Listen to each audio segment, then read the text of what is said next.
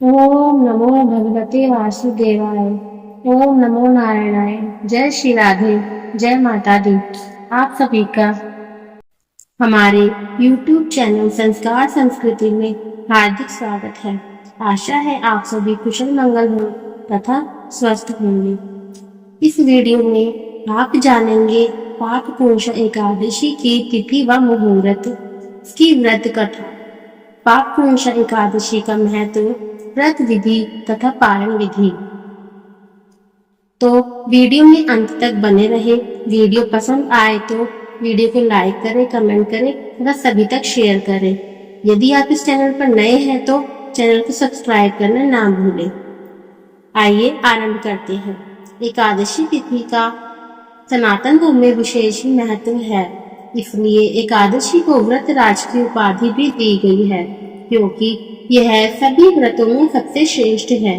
अश्विन मास शुक्ल पक्ष के दशहरे के ठीक अगले दिन पड़ने वाली एकादशी को पाप पूर्णिमा एकादशी कहा जाता है। साल 2024 में यह शुभ तिथि रविवार 13 अक्टूबर 2024 को पड़ रही है।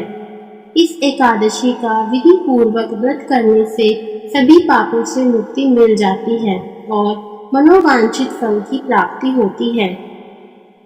त्रेता युग में भगवान श्री राम जी से भ्राता भरत का मिलाप दशहरे के बाद इसी एकादशी के दिन हुआ था।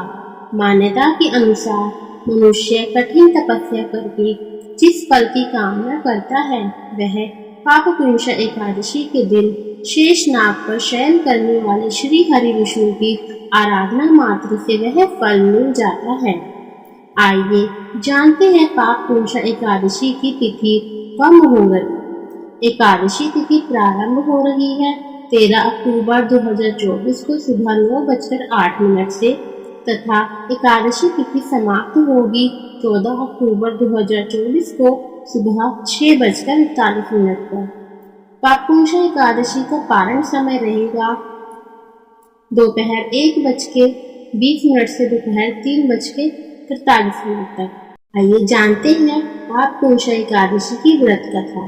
प्राचीन समय में विंध्य पर्वत पर क्रोधन नाम का एक क्रूर बहेलिया निवास करता था।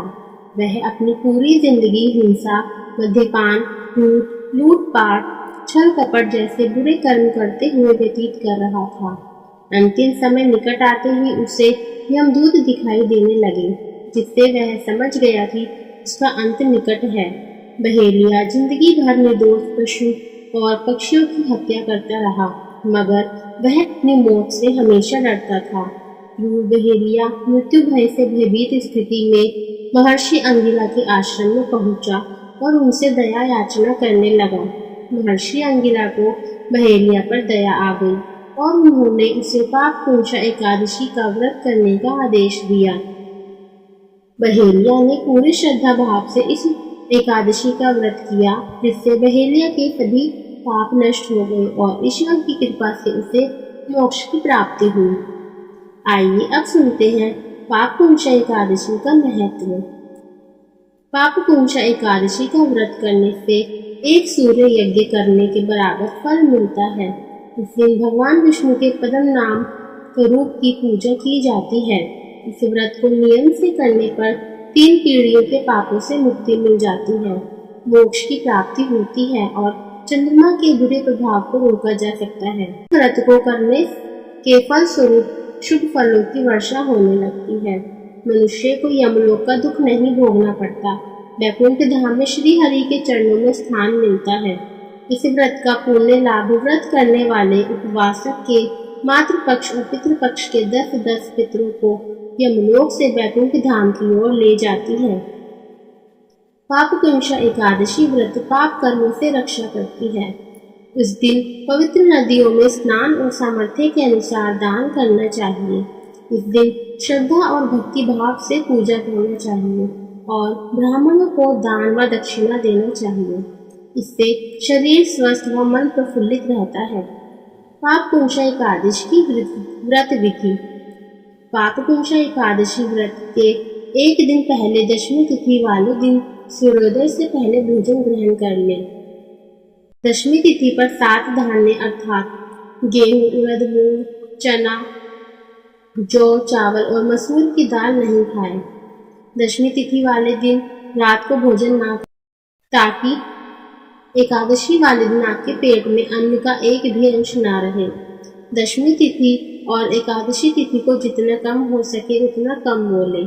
मांसाहारी भोजन ना करें और ब्रह्मचर्य का पालन करें। पापकुंशा एकादशी का व्रत निर्जला या फिर थोड़े फलाहार के साथ इस व्रत को कर सकते हैं। इस दिन अन्न का सेवन ना करें। एकादशी के दिन ब्रह्म मुहूर्त में उठकर स्नान करें। तत्पश्चात साफ कपड़े पहनकर व्रत का संकल्प लें। फिर सूर्यदेव को अर्घ्य दें। एक साफ आसन या पटली ले और उस पर स्वच्छ पीला या लाल कपड़ा बिछाएं। भगवान की तस्वीर और कलश को स्थापित करें। विधि विधान से पूजा करके विष्णु जी के सहस्त्रनाम का पाठ करें। शाम के समय पूजा करने के बाद व्रत कथा सुनें। भगवान विष्णु का भजन करें। फिर द्वादशी तिथि के दिन ब्राह्मणों को भोजन करवाएं और सामर्थ्य अनुसार दक्षिणा दें। अंत में आप भोजन करें। पापकुंशा एकादशी की पारण विधि। पारण का अर्थ है व्रत तोड़ना। द्वादशी तिथि समाप्त होने के भीतर ही पारण करें। द्वादशी में पारण न करना अपराध के समान है। व्रत तोड़ने से पहले हरि वासरा के समय खत्म होने का इंतजार करें। हरि वासरा के दौरान पारण नहीं करना चाहिए।